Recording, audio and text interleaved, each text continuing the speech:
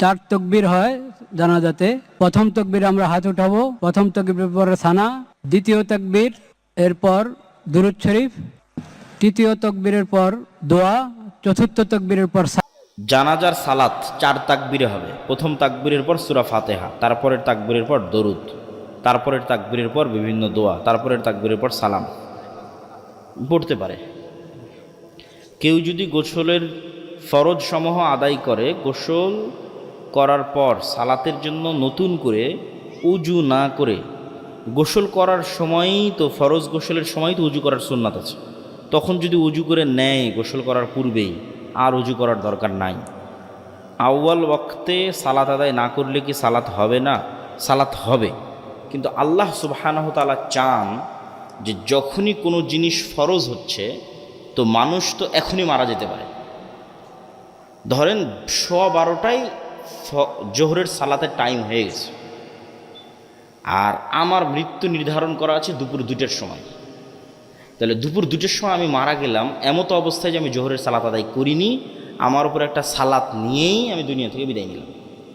তাহলে এখন 12:15টার সময় সালাতের সময় হয়ে গেছে, আমি তখনই সালাত আদায় করে নিয়েছি।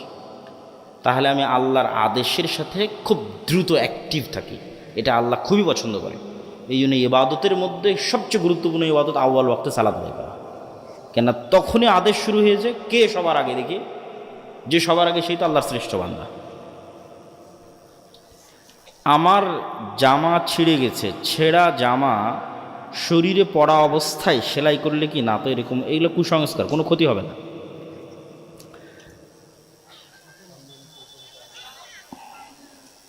আমার স্বামী গোসল শেষে যে গামছা দিয়ে শরীর মোছেন, আমি সেই গামছা দিয়ে মাথার ভেজা চুল মুছে নিই, এতে কোনো ক্ষতি হবে কিনা? কোনো ক্ষতি হবে না।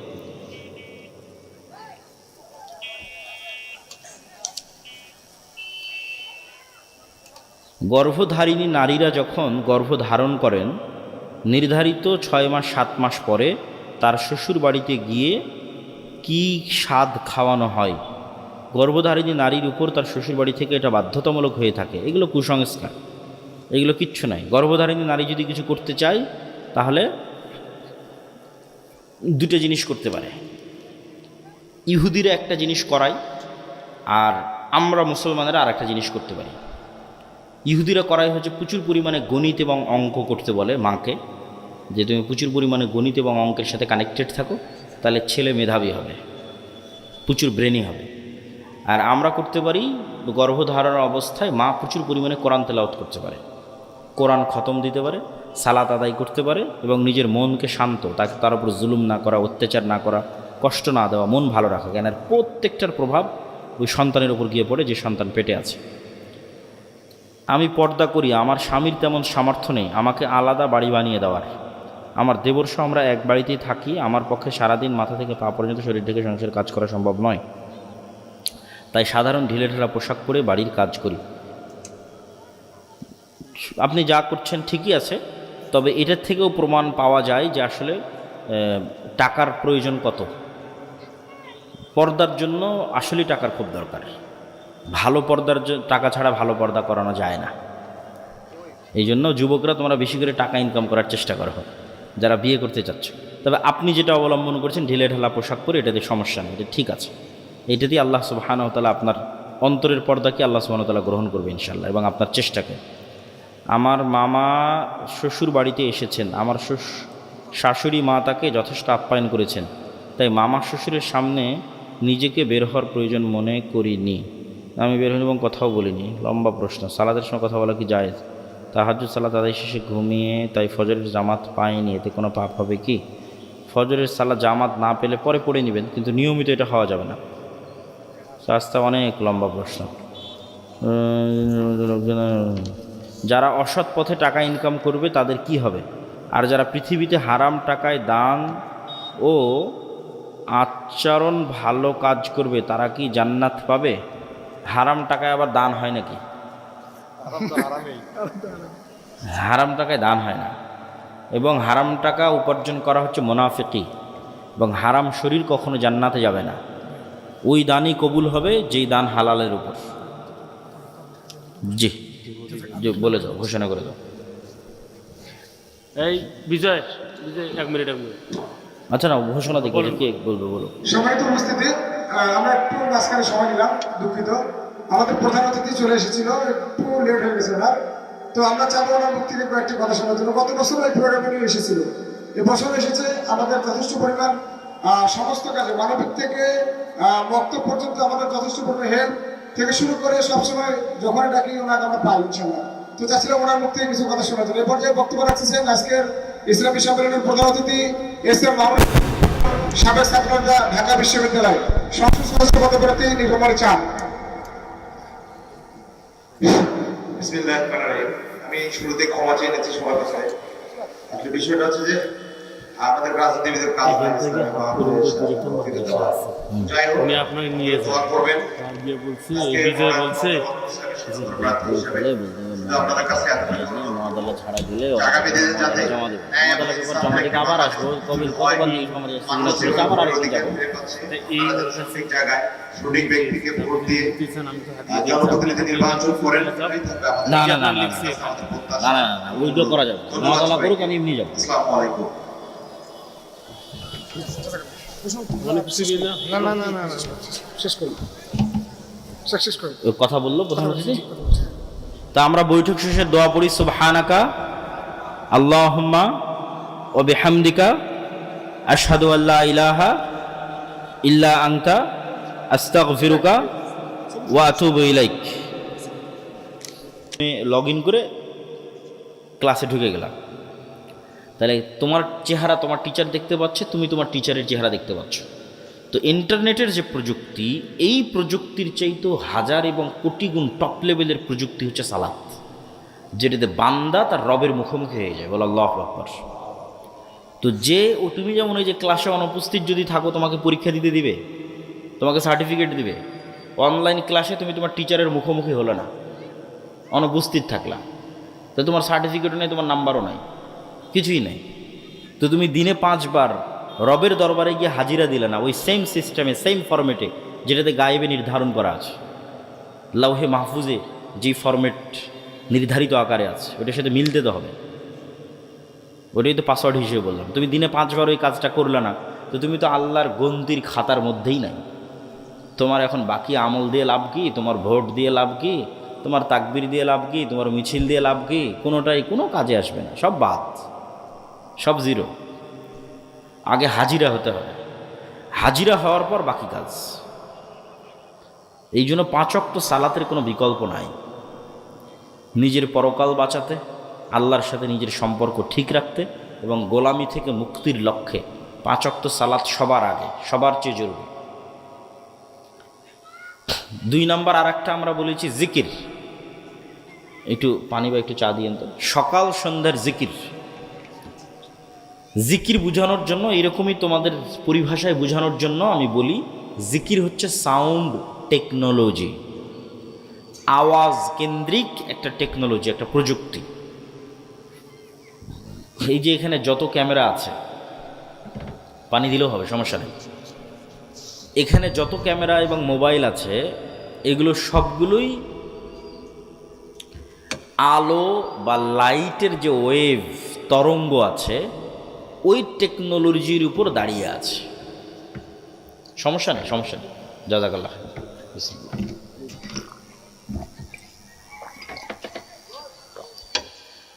আলোর টেকনোলজির উপর দাঁড়িয়ে আছে মানে, এই যে আমরা আলো দেখতে পাচ্ছি, আলো আমার কথাকে বহন করতে পারে, আমার লেখা ওটাকে ডাটাকে ধারণ করতে পারে। আমি এখান থেকে বলতেছি, এই আলো এই কথাটাকে ওর গতিতে উড়িয়ে নিয়ে আমেরিকা চলে যাচ্ছে ওই মোবাইলের মাধ্যমে। এখন বলতেছে আমেরিকা, ওরা এখন শুনতে পাচ্ছে। এটা আগেও যেত, পৃথিবী যেদিন থেকে আছে সেই দিন থেকেই যায়। আমরা জানতাম না, আমরা ব্যবহার করতে পারিনি, শিখিনি ব্যবহার করা। এখন ব্যবহার করা শিখেছি, নেটওয়ার্ক লাগিয়েছি, ঠিক আছে, টাওয়ার লাগিয়েছি, মোবাইল বানিয়েছি, এখন ব্যবহার করতে পারতেছি, কিন্তু যেত আগে থেকেই। আমি বলতেছি আমার এই কথা এখন ইনস্ট্যান্ট আমেরিকা চলে যাচ্ছে, এটা আগে থেকেই যেত। কিন্তু আলোর মধ্যে দিয়ে যে ডাটা যায়, এটা আমরা জানতাম না। তথ্য প্রবাহিত হয়, এটা আমরা জানতাম না। এখন শিখে গেছি, এখন ব্যবহার করতেছি। তো এইটা একটা টেকনোলজি, যেটার উপর এখনকার পৃথিবী দাঁড়িয়ে আছে, এখনকার কম্পিউটার, এখনকার মোবাইল, ল্যাপটপ সব দাঁড়িয়ে আছে। তো আরেকটা টেকনোলজির কথা আমরা বলতেছি, যেটা এটার চাইতেও লক্ষ কোটি গুণ উন্নত, যেটার ধারে কাছে বিজ্ঞানীদের যাওয়া সম্ভব নয়, হাজার লাখো কোটি বছরও যাওয়া সম্ভব নয়। সেই টেকনোলজির নাম সাউন্ড টেকনোলজি। এটা এত উন্নত প্রযুক্তির বিজ্ঞান যেটার হালকা ন্যূনতম জ্ঞান আল্লাহ সুলাইমান আলাইহিস সালাতু ওয়াস সালামকে দিয়েছিলেন। কাকে দিয়েছিলেন বলো তো? সুলাইমান আলাইহিস সালাতু ওয়াস সালামকে দিয়েছিলেন। যে কি বললে পিঁপড়া বুঝবে এটা সুলাইমান আলাইহিস সালাম জানতেন, আবার পিঁপড়া কি বুঝতেছে এটাও সুলাইমান আলাইহিস সালাম জানতেন। তথা সকল প্রকারের সাউন্ড শোনা এবং বুঝার ক্ষমতা তার ছিল, যে সাউন্ড টেকনোলজি। অনেক মুফাসসির লিখেছে যে সুলাইমান আলাইহিস সালাতু ওয়াস সালাম যে বললেন, কে পারবা বিলকিসের সিংহাসনকে চোখের পলকে আমার এখানে উপস্থিত করাতে। তো ইফরিত মিনাল জিন, জিনদের একজন ইফরিত বলল, ইফরিত নামক, যে আপনি বসা থেকে দাঁড়ানোর আগে সিংহাসন এখানে উপস্থিত করব। তো সুলাইমান আলাইহিস সালাম রাজি হলেন না। তখন কোরআনের আয়াতে বলা আছে যে এমন একজন লোক যাকে আল্লাহ জ্ঞান দিয়েছিল। ওখানে কিন্তু আর বলা নাই যে জিন না মানুষ, এটা বলা নাই, বলেছে এমন একজন যাকে আল্লাহ জ্ঞান দিয়েছিল। সে বলল যে আমি চোখের পলক ফেলার আগে সিংহাসন নিয়ে আসতে পারবো। জিন কিন্তু পারেনি। আগে যে ইফরিত নামক জিন, ও বলে যে আপনি দাঁড়িয়ে আছেন বসার আগে অথবা বসে আছেন দাঁড়ানোর আগে নিয়ে আসবো। সুলাইমান আলাইহিস সালাম এটাতে রাজি হয়নি। এমন একজন যাকে আল্লাহ জ্ঞান দিয়েছিল সে বলল আপনার চোখের পলক পড়ার আগে নিয়ে আসবো। তো অনেক মুফাসসির লিখেছে উনি বিশেষ জিকির দিয়েই কাজটা করেছে, সাউন্ড টেকনোলজি। এবং অনেক বিজ্ঞানী বলেছে যে পিরামিড যে তৈরি হয়েছে এত উঁচুতে যে পাথর চলে গেছে, আজকের পৃথিবীর সবচেয়ে বড় ক্রেন দিয়েও এত উঁচুতে পাথর নিয়ে যাওয়া সম্ভব নয়। কেমনে গেল? তো বলে এটা সাউন্ড টেকনোলজির সহযোগিতা ছাড়া এটা সম্ভব নয়। তো সাউন্ড টেকনোলজি খুব বড় একটা টেকনোলজি, যার ধারে কাছে আজকের বিজ্ঞান নাই। সেটা যে আওয়াজ, যে জিকির। তো আল্লাহ সুবহানাহু ওয়া তাআলা ইসরাফিলকে বাঁশি দিয়ে রেখেছেন। ইসরাফিলের কান খাড়া হয়ে আছে। সারা পৃথিবী ধ্বংস করা হবে, আসমান জমিন ফেটে চৌচির হয়ে যাবে, পাহাড়গুলো আকাশে উড়বে আওয়াজের প্রভাবে, ইসরাফিলের বাঁশির আওয়াজে। তাহলে আওয়াজ কত পাওয়ারফুল হতে পারে যে পুরো পৃথিবী ধ্বংস করা হবে কি দিয়ে? আওয়াজ দিয়ে। এবার পৃথিবীর সব মানুষ মরে গেছে, জিব্রাইল, মিকাইল, মালাকুল মৌত সব মরে গেছে, আল্লাহর আরশ বহনকারী তারাও মরে গেছে। আল্লাহ এখন সবাইকে জীবিত করবে অনেক দিন পর, কতদিন পর আল্লাহ ভালো জানে। তখন ইসরাফিলকে জীবিত করে আবার ইসরাফিলকে বলবে বাঁশিতে ফু দাও। এখন সারা পৃথিবীর মানুষ একবারে নিজ নিজ কবর থেকে উঠে উলঙ্গ এবং খালি পায়ে দৌড়াতে থাকবে আওয়াজে, ইসরাফিলের বাঁশির আওয়াজে। আওয়াজ কত পাওয়ারফুল হতে পারে! আওয়াজ জানা গেলে, আওয়াজ শিখা গেলে সে আওয়াজ খুবই পাওয়ারফুল। এমন কোনো অসম্ভব নয় যে অসম্ভব আওয়াজ দিয়ে সম্ভব করা সম্ভব নয়। তো ঠিক তেমনি মুহাম্মদ সাল্লাল্লাহু আলাইহি ওয়াসাল্লাম এবং তার উম্মতকে আল্লাহ যে মুজিজা দিয়েছেন, এটা মুসা আলাইহিস সালামের লাঠির চেয়ে বেশি পাওয়ারফুল। এটা ঈসা আলাইহিস সালাম যে অন্ধর চোখে হাত দিয়ে বলে দিতেন যে এর চোখ হয়ে গেল বিসমিল্লাহ, কারো মাথায় টাক ছিল বিসমিল্লাহ বলে দিলে চুল হয়ে গেল। তো ঈসা আলাইহিস সালামের ওই মুজিজার চেয়েও পাওয়ারফুল আল্লাহ একটা মুজিজা মুহাম্মদ সাল্লাল্লাহু আলাইহি ওয়াসাল্লাম এবং উম্মতে মুহাম্মাদিকে দিয়েছে, সেটা হচ্ছে এই কোরআন। বলেন আল্লাহু আকবার। কেননা এই কোরআন কার আওয়াজ? এটা আল্লাহর, সরাসরি আল্লাহর আওয়াজ। বলেন আল্লাহু আকবার। এই কোরআনের শব্দ এবং বাক্য আল্লাহর, যেটা আল্লাহ সুবহানাহু ওয়া তাআলার কাছ থেকে জিবরাইল আলাইহিস সালাম শুনেছে, জিবরাইলের কাছ থেকে মুহাম্মদ সাল্লাল্লাহু আলাইহি ওয়াসাল্লাম শুনেছে। এটা আল্লাহর আওয়াজ, আল্লাহর শব্দ। এই জন্য এটির চেয়ে পাওয়ারফুল এবং শক্তিশালী আর কিছু নাই পৃথিবীতে এই কোরআনের চেয়ে। কেন এটা সাউন্ড টেকনোলজি, সাউন্ডের চেয়ে পাওয়ারফুল কিছু নাই। এই বিজ্ঞানের ধারে কাছে নাই, এই আওয়াজের ধারে কাছে নাই। এই জন্য জিকিরের মধ্যে সর্বশ্রেষ্ঠ জিকির হচ্ছে কোরআন। ওইটার উপর ঈমান থাকতে হবে, বুঝতে হবে, পড়তে হবে, সকল কাজে লাগবে, সকল কাজে। তো যে কোনো অসম্ভবকে সম্ভব করা যায় জিকির দিয়ে।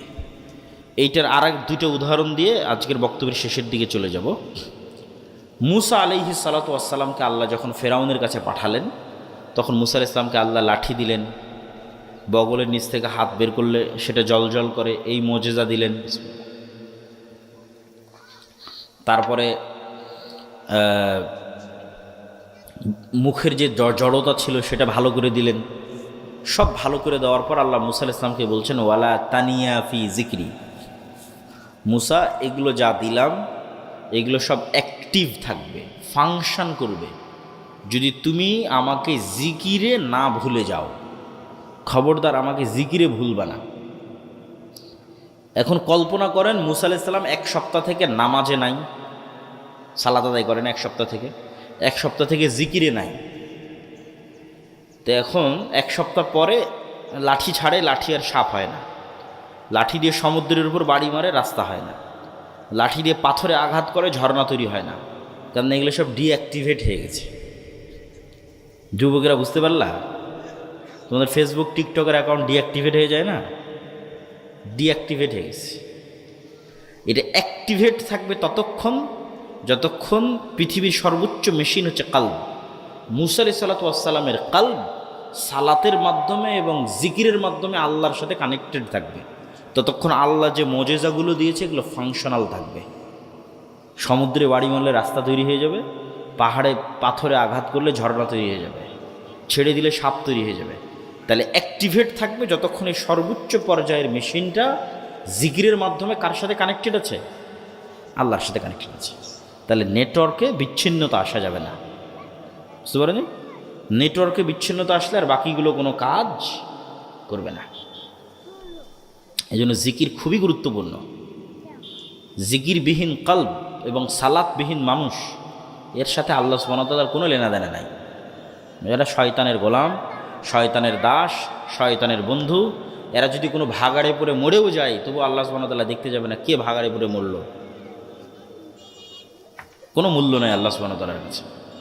কানেকশনই নাই, নেটওয়ার্কই নাই, বিচ্ছিন্ন, পশুর মতো। কিন্তু মুসা আলাইহিস সালাম যেহেতু জিকিরের মাধ্যমে আল্লাহর সাথে কানেক্টেড, সালাতের মাধ্যমে আল্লাহর সাথে কানেক্টেড, সারা ইব্রাহিমের স্ত্রী জিকিরের মাধ্যমে আল্লাহর সাথে কানেক্টেড, সালাতের মাধ্যমে আল্লাহর সাথে কানেক্টেড। যখন যা মুখ দিয়ে উচ্চারণ করবে আল্লাহ সুবহানাহু ওয়া তাআলা তাই করবে। যে যত আল্লাহ সুবহানাহু ওয়া তাআলার অনুগত বান্দা, আল্লাহ সুবহানাহু ওয়া তাআলা তার অনুগত বান্দার জন্য পুরো পৃথিবীর সাথে যুদ্ধ করতে পারে, পুরো পৃথিবীর বিরুদ্ধে যুদ্ধ ঘোষণা করে দিতে পারে। পুরো পৃথিবী যদি তার আল্লাহ সুবহানাহু ওয়া তাআলার অনুগত বান্দাকে অত্যাচার বা জুলম করে। তাহলে জিকিরের আর একটা উদাহরণ দিই। জাকারিয়া আলাইহিস সালাতু ওয়াস সালাম, উনি একদিন দেখছেন যে মারিয়াম আলাইহিস সালাতু ওয়াস সালামের কাছে কুল্লামা দাখালা আলাইহা জাকারিয়াল মিহরাব ওয়াজাদা ইনদাহা রিজকা, যখনই মারিয়াম আলাইহিস সালাতু ওয়াস সালামের কাছে জাকারিয়া আলাইহিস সালাতু ওয়াস সালাম যান তখনই দেখেন অসময়ের ফলমূল। ক্বালা ইয়া মারিয়াম আন্না লাকি হাযা, মারিয়াম এগুলো কোথায় থেকে আসে? ক্বালাত হিয়া মিন ইনদিল্লাহ, আল্লাহর পক্ষ থেকে আসে। হুনালিকা দাআ জাকারিয়া রাব্বাহ, ওখানেই জাকারিয়া আল্লাহর কাছে দোয়া করছেন, আল্লাহ আমাকেও একটা ছেলে দাও মারিয়ামের মতো ভালো। আল্লাহ বললেন দিব তোমাকে ছেলে, তোমার ছেলের নাম ইয়াহিয়া। আল্লাহই নাম রাখলেন যে ঠিক আছে তোমাকে ছেলে দিচ্ছি, তোমার ছেলের নাম কি বলেন তো? ছেলের নাম কি? ইয়াহিয়া। এখন জাকারিয়া আলাইহিস সালাতু ওয়াস সালামের নিজের বিশ্বাস হয় না যে ওনার ছেলে হবে। উনি তো জানে ওনার অবস্থা, চুল দাড়ি সাদা হয়ে গেছে, স্ত্রী বন্ধা, কেমনে ছেলে হবে? আল্লাহকে বলতেছে আল্লাহ ছেলে যে হবে আর আলামত বলো, চিহ্ন বলো। আল্লাহ বললেন আলামত চিহ্ন হচ্ছে সকাল সন্ধ্যার জিকির। বলেন আল্লাহু আকবার। সন্ধ্যা মানে মাগরিবের আগে, যে এখন যে সময়টা আমরা পার করতেছি। লা ইলাহা ইল্লাল্লাহু ওয়াহদাহু লা শারীকা লাহু লাহুল মুলকু ওয়া লাহুল হামদু ওয়া হুয়া আলা কুল্লি শাইইন কাদির, এটা জিকির। লা ইলাহা ইল্লাল্লাহ, এটা জিকির। আল্লাহু আকবার, এটা জিকির। সুবহানাল্লাহ, এটা জিকির। আলহামদুলিল্লাহ, এটা জিকির। সুবহানাল্লাহ বিহামদিহি সুবহানাল্লাহিল আযীম, এটা জিকির। আর এই প্রত্যেকটা জিকির এরা সব বুঝে। এই গ্লাস, এই কাগজ, এই জামা সবাই বুঝে। কেন? এরাও 24 ঘন্টা জিকির করতেছে। এদের প্রত্যেকের জিকিরের আওয়াজ আছে। এগুলো সুলাইমান আলাইহিস সালাম বুঝতেন। এটা সাউন্ড টেকনোলজি, আর ধারে কাছে বর্তমান বিজ্ঞান যেতে পারবে না। ওই যে পিঁপড়া যেমন চলতেছে, পিঁপড়ার চলারও আওয়াজ আছে কিন্তু আমরা শুনতে পাই না, কিন্তু হাতি ঠিকই শুনতে পাই যে পিঁপড়া যে চলতেছে, বুঝতে পারে। ও পৃথিবীর অন্য আরও প্রাণী এরকম সূক্ষ্ম সূক্ষ্ম আওয়াজ শুনতে পায়। তো এরাও 24 ঘন্টা জিকির করতেছে। আমরা যে জিকির করি ওটা ওরাও বুঝতে পারে। এই জন্য কিয়ামতের মাঠে মুয়াজ্জিন যখন আজান দেয়, ওরা আজান যদ্দূর পর্যন্ত যাবে সব জীবজন্তু, জড়বস্তু, জড় পদার্থ, কীট পতঙ্গ, পঙ্গপাল আল্লাহর দরবারে সাক্ষী দিবে। কেন? ওই আজান ওরা শুনেছে, বুঝেছে, কেন ওরা নিজেরাও জিকির করে। তো এই জন্য সালাত এবং জিকির আল্লাহর গায়েবী মদদ পাওয়ার দুটো বড় রাস্তা পৃথিবীতে নিয়ে আসার। আর এগুলো সব আলোচনা বিস্তারিত পাবা আল্লাহর পথে যাত্রা। এই বইটা লেখাই হয়েছে আল ইমান বিল গায়েবে ইয়াকিন তৈরি করার জন্য। ভবিষ্যৎ যে প্রজন্ম আজ থেকে 20-30 বছর পর ইসলামী বিপ্লব করে বাংলাদেশে ইসলামের পতাকাকে উড্ডীন করবে, এদের সম্পর্ক আগে মজবুত হতে হবে আল্লাহর সাথে। আল্লাহর সাহায্য ছাড়া ইসলামের বিজয় হয় না, ফুল স্টপ। আল্লাহর সাহায্য যেখানে নাই ওখানে দুনিয়ার স্বার্থ বিজয় হতে পারে, ইসলাম বিজয় হবে না। এই জন্য আমাদের প্রথম বই আল্লাহর পথে যাত্রা, এটা বিপ্লব তৈরি করার বই। এর পরের বই আসবে বাস্তব জগতের কাজ নিয়ে, পরের বই আসবে যে কীভাবে ইসলামী বিপ্লব হতে পারে। কিন্তু আল্লাহর সাহায্য যতক্ষণ নিশ্চিত না হয়েছে কোনো কাজ হবে না। যেন আল্লাহর সাহায্য নিশ্চিত হওয়ার জন্য আল্লাহর সাথে সম্পর্ক মজবুত লাগবে। আল্লাহর সাথে সম্পর্ক মজবুত করতে চাইলে গায়েব সম্পর্কে জ্ঞান অর্জন করতে হবে। ফেরেশতারা কীভাবে কাজ করে, ফেরেশতাদের অস্তিত্ব কেমন, পরকাল কি, জান্নাত জাহান্নাম কি, কীভাবে এই সমস্ত জীবজন্তু কীটপতঙ্গ পঙ্গপাল জিকির করতেছে, সালাত কি কাজ করে, জিকির কি কাজ করে, শয়তান কীভাবে কাজ করে, রূহ কীভাবে কাজ করে, নফস কীভাবে কাজ করে, এগুলো সব গায়েবের জ্ঞান। এইগুলো সব গায়েবের জ্ঞান দিয়ে আল্লাহর পথে যাত্রা বইটা পূর্ণ করা আছে। প্রত্যেক মসজিদে এই বইয়ের উপর সপ্তাহে অন্তত একদিন 1-2 পৃষ্ঠা করে দার্স হতে হবে, প্রত্যেক মসজিদে, খুবই জরুরি।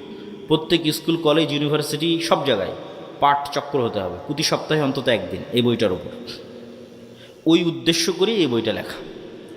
তোমরাও যারা এখানে মক্তবের দায়িত্ব পালন করছো তারা সহ আরও যারা বিভিন্ন অঞ্চল থেকে এখানে এসেছেন, আমাদের লাবলু ভাই আছে, নুরুল আমিন আছে, প্রত্যেক নিজ নিজ মসজিদে এই বইয়ের দার্স চালু করতে হবে সপ্তাহে একদিন। মাগরিব পর হোক, এশার পর হোক, 2 পৃষ্ঠা করে পড়ে পরস্পরে বোঝার চেষ্টা করতে হবে। এই বইটা যদি আজকে থাকে তাহলে তোমরা নেওয়ার চেষ্টা করবা, গাড়িতে থাকতে পারো অথবা স্টেজে। তা আমার আলোচনা আমি শেষ করে দিলাম, প্রশ্ন উত্তরে চলে যাচ্ছি। উঠার দরকার নাই, বসে থাকো, প্রশ্ন উত্তর দিয়ে একবারে বৈঠক শেষে দোয়া পড়ে আমরা উঠব। জিয়ারত বাবদ এখন আমাদের জানার বিষয় হচ্ছে কর্তৃপক্ষের জিয়ারত। কি যে জিয়ারত? হাদিস অস্বীকার শুধু কোরআনের অনুসারী জান্নাতি না জাহান্নামে? হাদিস অস্বীকার যদি কেউ করে প্রকাশ্যে সে কাফের। হাদিস অস্বীকার যদি কেউ করে তাহলে সে কাফের। ইসলামের ভাষায় একজন ছেলের কি কি দেখে একটা মেয়ের পরিবার তাদের মেয়ে দিবে? ইসলামের ভাষায় একজন ছেলের কি কি দেখে একটা মেয়ের পরিবার তাদের মেয়ে দিবে? ছেলের মধ্যে পার্সোনালিটি, ব্যক্তিত্ব, আত্মমর্যাদা, এটা হলো আসল। দায়িত্ব নেওয়ার মানসিকতা, এটা আসল। কোটিপতি দেখে বিয়ে দিয়ে দিলাম, সরকারি চাকরি দেখে বিয়ে দিয়ে দিলাম, কিন্তু ব্যক্তিত্ব নাই, দায়িত্ব নেওয়ার মানসিকতা নেই, ওর কাছে আপনার মেয়ে ভালো থাকবে না। দায়িত্বশীল ছেলের কাছে মেয়ে দিতে হবে। শাইখ কোনো এক সময় আল্লাহ আমাকে হেদায়েত দান করেছিলেন। আমি ইসলামের খুঁটিনাটি সকল বিধান মেনে চলতাম, কিন্তু কালের বিবর্তে আমি সেই হেদায়েত হারিয়ে ফেলেছিলাম। বর্তমান পুনরায় আবার সালাত সিয়াম আদায় করা শুরু করেছি, কিন্তু আগের মতো মনে শান্তি তৃপ্তি পাই না। তুমি আল্লাহর পথে যাত্রায় বইটা পড়ে দেখো, তারপরেও যদি শান্তি তৃপ্তি না পাও আমার সাথে দেখা করিও পার্সোনালি, সমস্যা নেই। জোহরের 4 রাকাত বেশিটা সুন্নাত। এই যে সালাতের যত প্রশ্ন আছে না, এটা নিয়ে আমাদের একটা বই